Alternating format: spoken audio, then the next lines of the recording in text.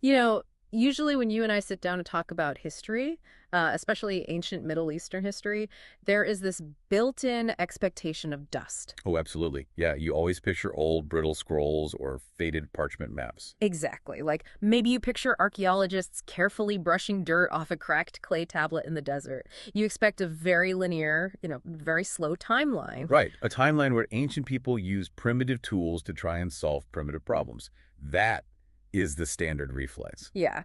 But what you absolutely do not expect when opening an analysis of ancient scripture is to find yourself staring at terms like frequency jamming Yeah. or quantum physics. Or space-time matrices. Yeah, Yeah, we have definitely been trained to view the ancient world through a very physical, very terrestrial lens. totally. A wall is just a wall made of stone or metal.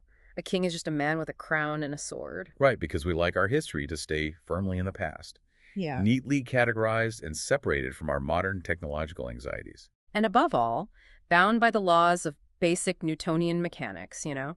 But then you step into the world of esoteric linguistic analysis, and suddenly that dusty, comfortable timeline just shatters. It really does. It is the absolute definition of a paradigm shift.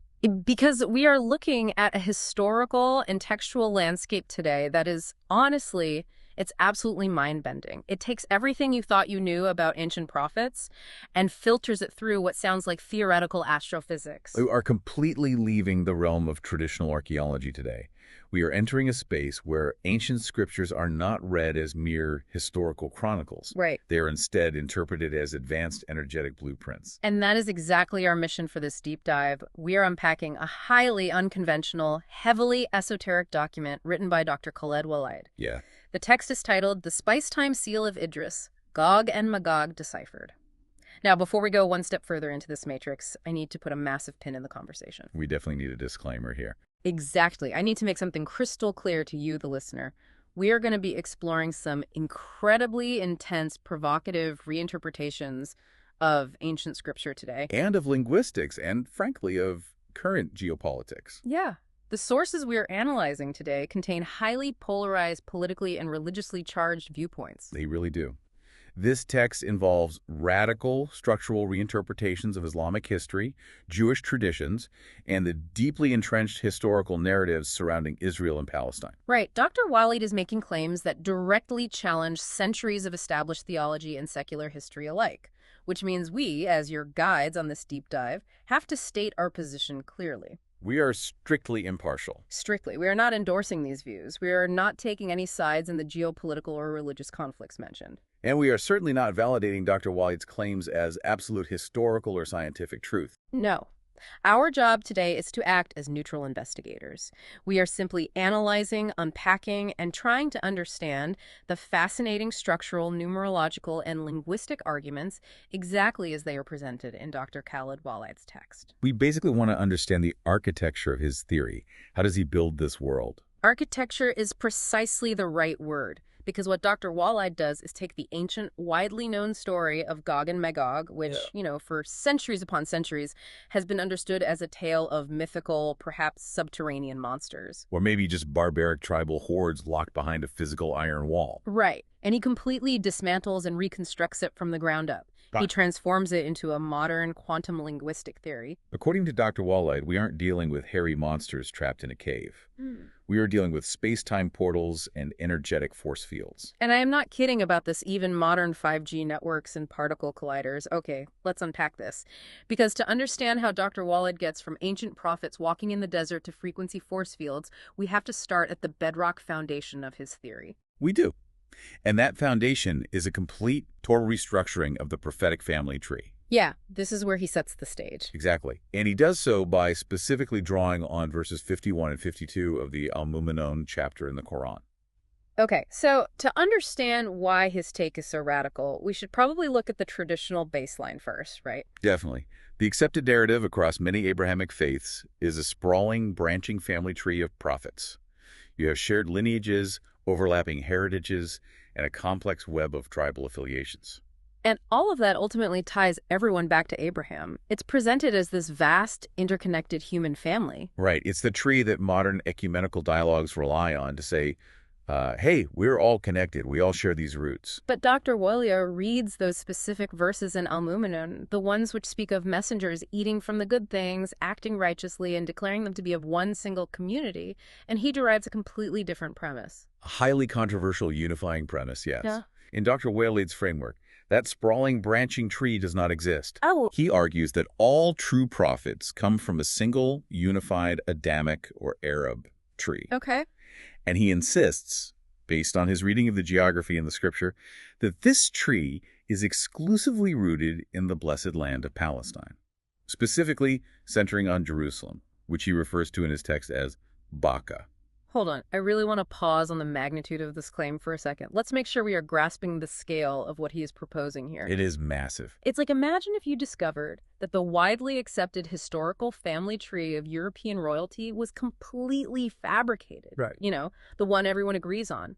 The one taught in every university that links the royals of England, Spain, and Russia. Imagine that was all made up.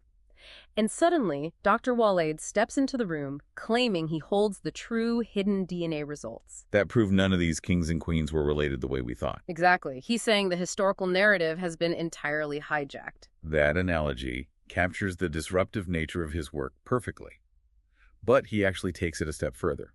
It isn't just about redrawing the lines on the family tree. It is about completely severing one of the main branches. Here is the crucial divergence from conventional theology. Okay, lay it on me. Dr. Waleed reports that this unified prophetic lineage has absolutely zero relation to what he terms the cursed tree of the children of Israel. He literally calls it the cursed tree. That is a massive, intense separation. It is entirely central to his thesis. Oh. He pulls that phrase from his specific, highly focused reading of the text. Wow. He argues for a complete and total severance of the lineage. In his framework, prophets are purely Adamic in origin, and their mission is fundamentally, exclusively about purifying the earth. So it is not a shared Abrahamic heritage at all in his eyes? No, not at all. It is, in his view, an exclusive, untainted genetic and spiritual line designed specifically to combat systemic corruption.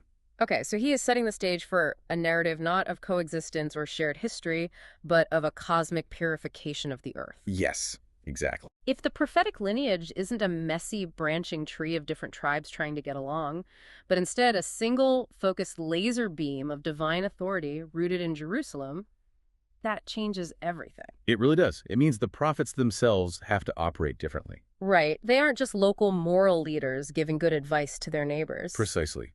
If we accept Dr. Waleed's premise of a singular purified line, then the prophets are transformed from moral philosophers into operatives of a unified cosmic system. Operatives. Like they are part of a singular apparatus.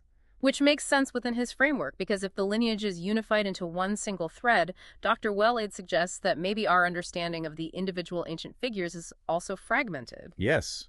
He suggests we've been looking at a shattered mirror and thinking we are seeing a dozen different people. So he takes three major historical and religious identities figures that are separated by immense stretches of time and totally different traditions, and he merges them into one ultimate cosmic traveler. He does. This is detailed in a specific, highly dense section of his research that he titles The Discoveries of Dr. Waleed. Okay, who are the three figures? First, he examines the prophet Idris, who's often associated with the figure of Enoch in biblical traditions. Idris is known for his immense wisdom, his introduction of writing, and his eventual ascension to the heavens. Okay, big deal figure. Second, he looks at the prophet Imran. This is a figure of immense earthly reverence, architectural mastery, and paternal authority. Got it. And the third? Finally, he looks at the legendary leader, Du al-Qarnayn. The ancient world-conquering king. Exactly. The one who traveled to the ends of the earth and built the great iron barrier against Gog and Magog. Idris, Imran, and Du al-Qarnayn. Three distinct heavyweights of ancient history. Yes. And Dr. Waleed argues that these are not three different men spread across history. He posits through his linguistic and numerological analysis that they are, in fact, the exact same person. They are the same person. Let that sink in for a minute. He is folding time and history onto itself. He really is. But wait, how does he justify that? Especially when you get to a name like Du al-Qarnayn. That name has always been traditionally translated as the two-horned one, right? Yes, that is the standard translation. Usually, when historians or scholars talk about Du al-Qarnayn, they picture a king wearing a literal helmet with horns on it. Like Alexander the Great is sometimes depicted. Or maybe they interpret it metaphorically as someone who ruled an empire stretching across both the East and the West. Right. How does Dr. Waleed look at the phrase two horns and get Idris and Imran merged together? Well, he gets there by completely discarding the physical and geographical interpretations. Okay. A horned helmet is just too mundane for Dr. Waleed's framework, and a geographical empire is too limiting. For Dr. Waleed, the two horns represent two distinct, massive spheres of profound authority. Spheres of authority. Okay. Yeah. What is the first horn? The first horn is material earthly authority. This, he argues, is the Imran aspect of the persona. The Imran aspect. Yes.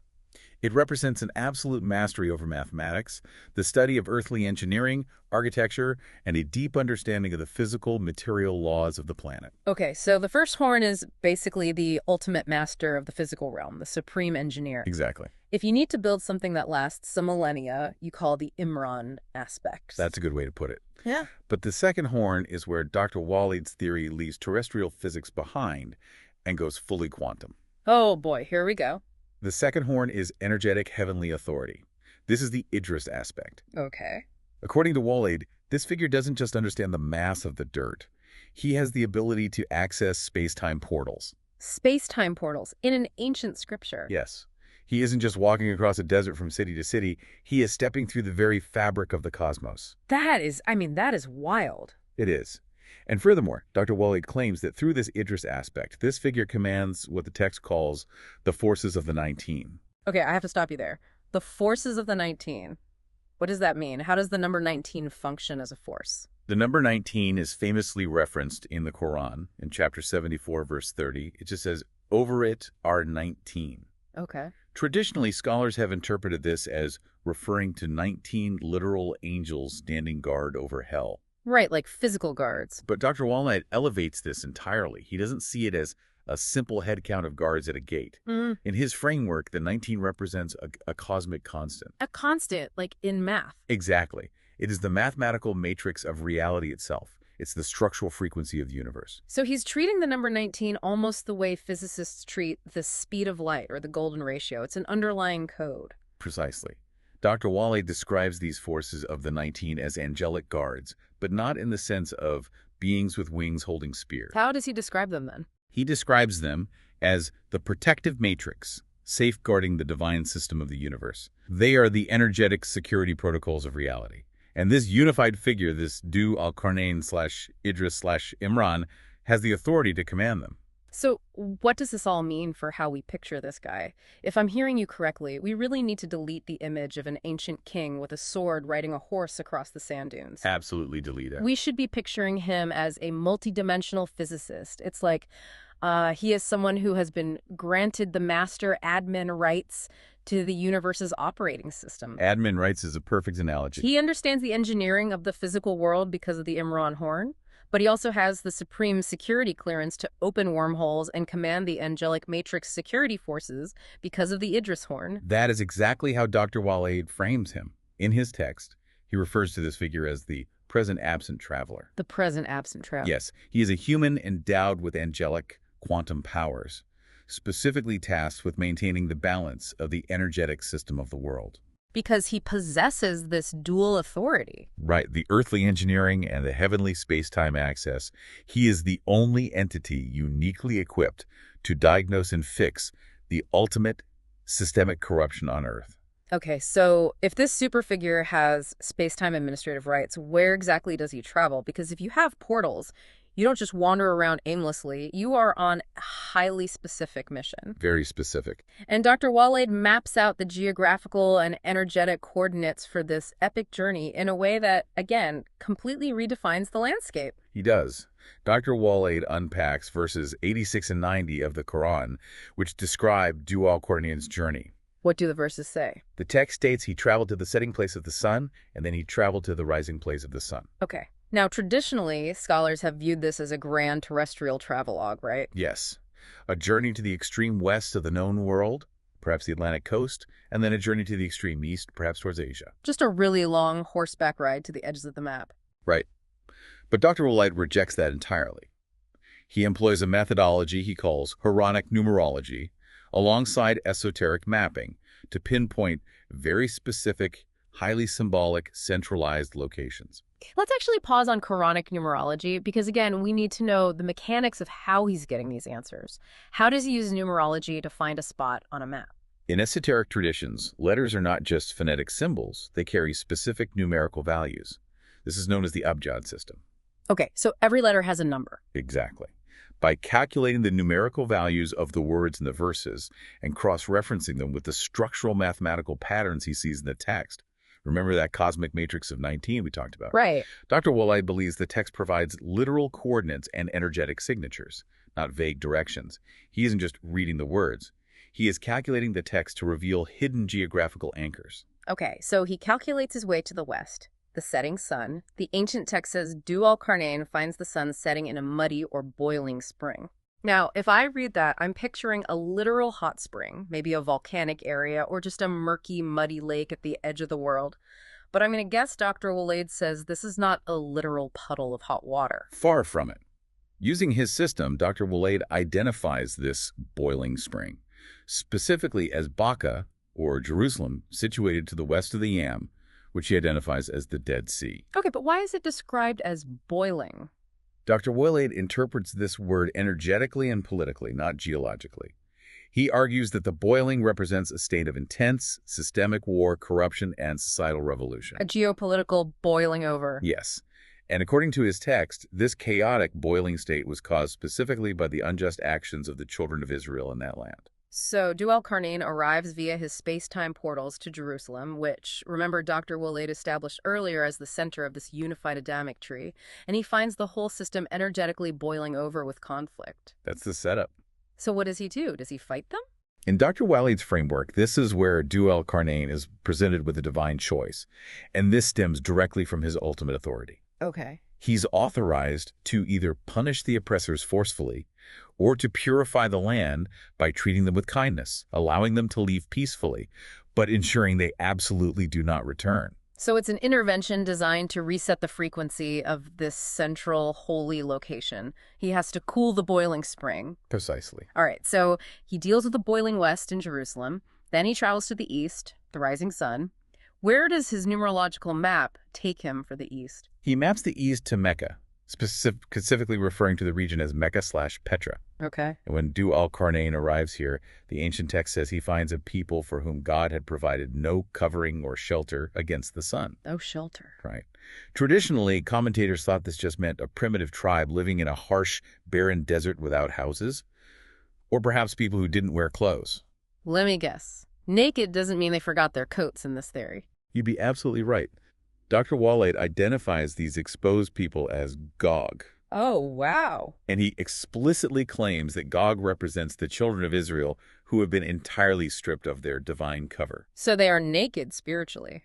According to Waleed, they aren't physically naked, no. They are spiritually, energetically, and systemically exposed. Exposed to what? Why did they lose their cover in the first place? He argues this stripping of divine protection happened because they engaged in idolatry. Okay. Specifically, he writes that they followed what he calls a satanic idol and adopted a corrupt, blood-shedding methodology. By breaking the divine law, they lost the divine frequency that provided their energetic shelter. They became a rogue, unprotected element. Exactly. What's fascinating here is how Dr. Waleed transforms the most basic geographical directions, east and west, into moral and energetic states of being. It's a complete reimagining. Yeah, the West isn't just a compass point on a map. It's a land that is literally boiling with political and energetic conflict.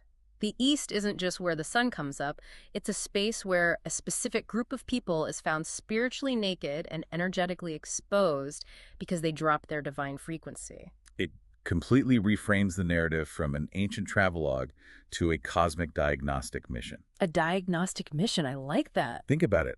Du al-Qarnayn isn't exploring the world to see what's out there. He is scanning the Earth's energetic grid like a technician. Right, scanning the frequencies. He finds a critical error in the West, a boiling over of systemic corruption. Then he traces the source, or the counterpart, to the East, finding an exposed, unprotected system operating entirely outside the divine mandate. I can imagine you, the listener, might be thinking right now, okay, this is just a really intense, highly politicized reimagining of ancient geography. Which it is. Right. But remember the premise. Dr. Waleed is framing this as a cosmic, multi-dimensional intervention. This isn't just about moving people around on a map with a sword. No, not at all. If Al-Qarnayn is a multi-dimensional physicist with the universe's admin rights, how does he actually fix this massive energetic imbalance? I mean, you can't fix a corrupted frequency with a physical weapon. Exactly. You can't stab a frequency. Right. You fix it by building a barrier. But, true to Dr. Waleed's methodology, this barrier is unlike any wall ever described in traditional history. So it defies physical engineering entirely. Completely. Right. Facing this exposed, corrupted system of Gog, Al-Qarnayn has to build a wall to contain them. But according to Dr. Waleed, it's not made of physical bricks. It's not a giant dam holding back physical monsters in a valley. This brings us to Dr. Waleed's masterclass in deconstruction. He specifically focuses on verses 94 through 98. What happens in those verses traditionally? The traditional, literal story goes that the local people are terrified of the marauding tribes of Gog and Magog. They beg Al-Qarnayn to build a physical wall of iron blocks and pour molten copper over it to physically trap these tribes between two mountain cliffs. Okay, the classic physical wall. Right. But Dr. Waleed takes these physical building materials and translates them entirely into societal, legislative, and energetic concepts. Let's break this down piece by piece, because this is where the theory gets incredibly intricate and, quite frankly, brilliant in its internal logic, regardless of whether you agree with it. It is very structurally sound within its own rules. Yeah. The first material requested is Zubar al-Hadid, which translates to blocks of iron. If Al-Qarnayn isn't hauling actual metal from a forge, what is Dr. Waleed's iron? Dr. Waleed translates Zubar al-Hadid as the narrative and legislative boundaries of the divine book. So the blocks are actually segments or sections of scripture. Exactly. The iron represents the strict limits, the unyielding, unbreakable laws of God. By bringing the blocks of iron, Al-Qarnayn is actually unifying the people under one firm, unyielding legislative scripture. He is building a fortress of law and divine narrative, not a fortress of metal. That's right. Wow. So he's establishing a constitutional boundary, a legal force field. Yes. Then, the text says he had to level the two cliffs, or sowe bain al-sadafain, so the wall could fit between them. Usually, we picture him doing massive earthworks, right? Filling a gap between two literal mountain peaks. How does leveling a mountain translate energetically?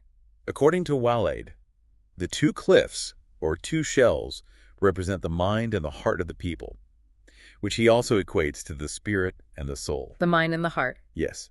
Leveling them means achieving perfect internal balance within the society itself. Dr. Waleed's logic is that you cannot have a society that is purely intellectual, hyper-rational, but spiritually dead. Right, that society will collapse into cruelty. Exactly. Conversely, you cannot have a society that is purely emotional and spiritually zealous, but lacks rational boundaries and intellect. Because that society will collapse into chaos. Right. Al-Qarnayn's barrier requires the people themselves to achieve a perfect leveled equilibrium between their intellect and their spiritual awareness. Okay, let me make sure I have the sequence right. We have a society that is now bound by strict divine law, that's the iron, and they are internally perfectly balanced between mind and heart, that's the leveled cliffs. You've got it. What's next? The ancient text says he then tells the workers to blow on the fire until the iron is red hot. The Arabic word is naf.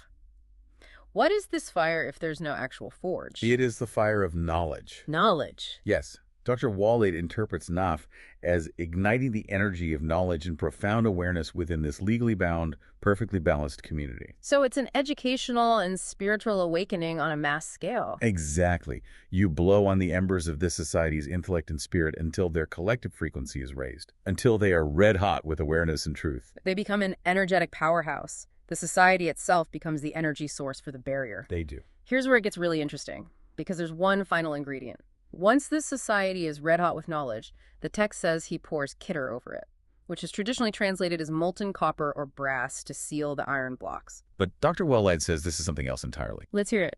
Dr. Waleed defines Qut as blissed energetic water or advanced spiritual sciences flowing directly from the rocks of Jerusalem. Energetic water. Yes, he specifically links this to King Solomon, noting that the Quran mentions a spring of Qut being made to flow for Solomon as well. Okay. In Waleed's view, this isn't molten metal being poured on a wall. It is a divine, energetic sealant being bestowed upon the society.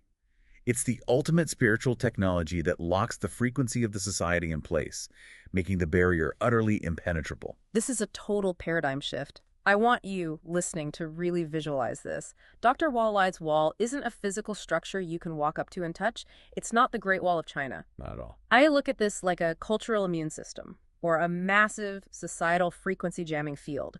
It's an elevated state of consciousness, locked in by divine law, balanced perfectly by mind and spirit, fueled by red-hot knowledge, and sealed with this energetic, divine cute. That is a perfect summary. It makes a society completely impenetrable to the corruption of Gog and Magog. Exactly. As long as the society maintains that internal balance, that intense awareness, and that strict adherence to the divine law, the barrier holds. The monsters cannot breach it. Right. And in this context, the monsters are the corrupt systems. They can't breach it, not because a wall of iron is too high to climb, but because the society is conceptually and energetically repelling them. The frequencies are incompatible. A corrupt frequency cannot penetrate a perfectly balanced divine frequency. Correct. But wait, I have to push back here. How does a law, or an elevated state of consciousness, stop an actual physical threat? If Gog and Magog are a group of people wanting to do harm, they can just walk into the city, right? How does a frequency stop them? Because in Dr. Waleed's framework, Gog and Magog are not a traditional conquering army looking to burn down houses. What are they? They operate by systemic corruption, by degrading the spiritual and intellectual fabric of a society. They conquer by making you lose your balance, by making you abandon the blocks of iron, the divine law. I see. The barrier stops them because a society that is perfectly balanced and red-hot with knowledge cannot be seduced, tricked, or corrupted by the methodology of Gog. The attack fails because the host organism is completely immune. Okay, that makes sense within the logic of the theory. The barrier is an energetic frequency of spiritual immunity. But that raises a massive question. What's that? If Gog and Magog aren't hairy monsters trapped in a cave, and they aren't just ancient barbarians with swords, what are they in the modern world? Where did they go? This leads us directly into Dr. Waleed's most shocking claim, and his monumental leap from ancient linguistics to the world we live in right now, today. Let's get into it. This is where Dr. Waleed deploys his most controversial linguistic cipher.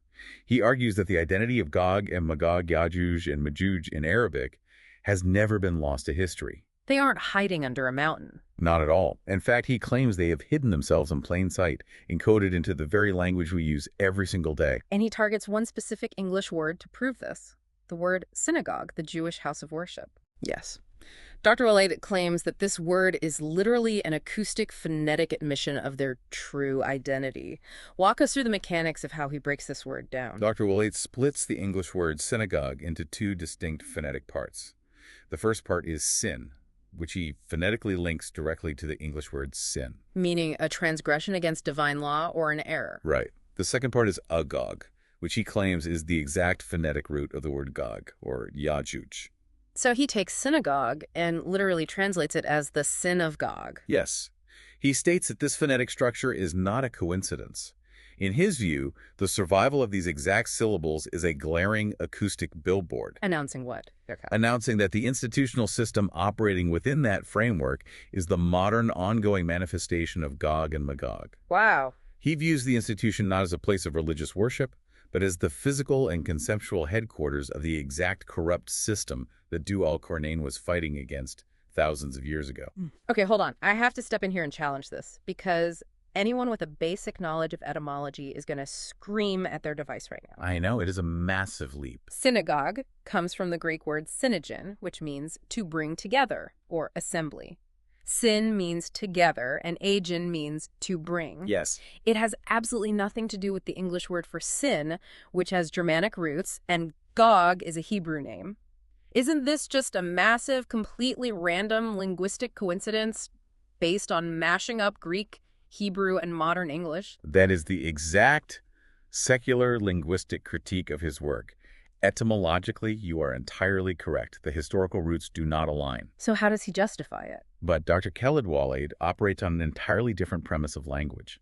He uses an acoustic phonetic framework where the historical secular etymology of a word doesn't actually matter. It doesn't matter. What matters to him is the sound frequency generated by millions of people speaking it into reality today. So it's almost like cymatics, the study of visible sound and vibration. Very much so.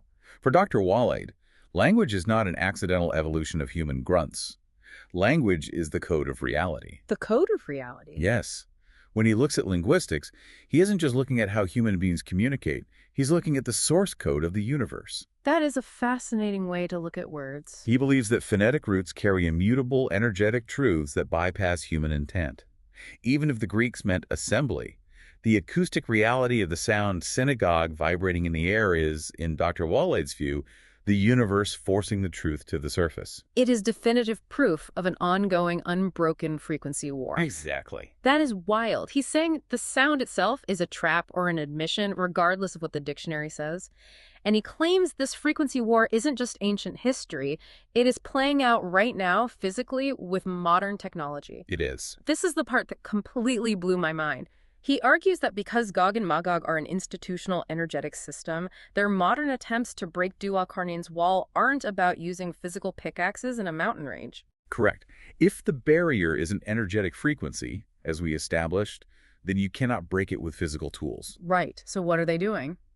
Dr. Waleed points to modern geopolitical and technological events as literal, calculated attempts to pierce the energetic barrier erected by Idris or Imran.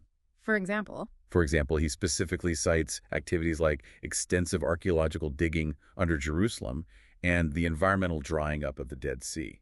But wait, how does digging in the dirt break a frequency barrier? He views these not as secular human actions looking for pottery or managing water resources, but as deliberate metaphysical attempts to disrupt the energetic center of the Adamic tree. Okay, remind me how that connects. Remember, Jerusalem, or Baka, is the root of the pure tree and the source of the Keter, the energetic water. By physically degrading the geography of that specific location, he argues they are trying to disrupt the terrestrial anchor of the divine frequency. Okay, so they attack the physical anchor, but it goes way beyond just digging in the dirt. He actually brings 5G cellular networks into this ancient prophecy. He does. He claims that the global deployment of artificial frequency networks, specifically singling out 5G, are modern attempts to tunnel through the barrier. Wait, really? 5G, and he mentions particle colliders too, right? Yes, like CERN. He says these are the modern equivalents of Gog trying to pierce the wall. How does that logic track? Walk me from an ancient barrier to a cell tower. It tracks perfectly within his established architecture. Remember, the premise, Dua-Qarnayn's barrier, is an advanced energetic frequency generated by a balanced, knowledgeable society. Right. Therefore, Dr. Waleed reasons that the attempt to break it would naturally have to involve artificial manufactured frequencies designed to disrupt or jam that natural divine matrix. So in his mind, 5G isn't about giving you faster download speeds for your phone. It's a massive planetary frequency jamming operation. Exactly. And a particle collider isn't just a scientific instrument probing the building blocks of matter. What is it then? It is literally a metaphysical siege engine trying to smash through a spiritual force field built by a multidimensional prophet. He believes these extreme technologies generate acoustic and energetic dissonance intended to fracture the forces of the 19, the protective matrix of reality. It is a stunning leap of logic. We went from ancient blocks of iron to 5G towers and particle accelerators. Really good. He has taken the ancient eschatological warnings, the end-of-the-world prophecies, and mapped them perfectly, in his view, onto the technological and political anxieties of the 21st century. That is the absolute essence of his thesis. The battle is no longer fought with swords and shields. It is fought with invisible frequencies, linguistic ciphers, and the manipulation of spacetime itself. Dr. Waleed has constructed a unified theory of history, theology, and modern physics, all built on a hyperspecific, numerological reading of a few verses of ancient scripture. This has been a massive, sprawling journey we've taken you on today, viewed entirely through the highly specific, incredibly dense lens of Dr. Khaled Waleed's text. We've covered a tremendous amount of ground. Yeah, let's recap quickly. We started with the concept of a singular, purified Adamic lineage rooted exclusively in Jerusalem, completely separating the prophets from the traditional branching Abrahamic narratives. We then saw how he merged three massive historical figures, Idris, Imran, and Dua-Qarnayn, into a singular cosmic traveler equipped with both earthly engineering skills and heavenly space-time administrative rights. Right, the multi-dimensional physicist prophet. And then we tracked his journey not as a physical road trip, but as a diagnostic sweep of the Earth's energetic grid. Finding the boiling geopolitical corruption in the West and the spiritually naked, exposed system of Gog in the East. From there, we unpacked his radical, brilliant reinterpretation of the iron barrier, shifting it from a physical wall to an impenetrable societal frequency. Built on strict legislative boundaries, the perfect leveled equilibrium of mind and heart, the roaring fire of knowledge, and the energetic flow of divine sciences.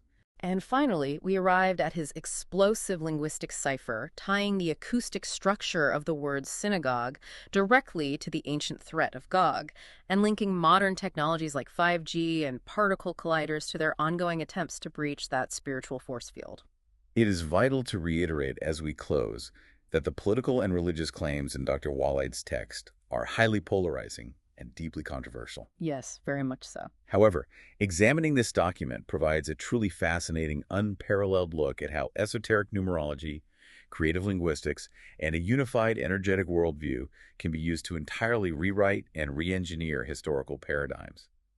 It shows the sheer power of perspective when applied to ancient texts. Absolutely. It forces you to look at the stories you thought you knew and the words you use every day from a completely different, almost dizzying angle.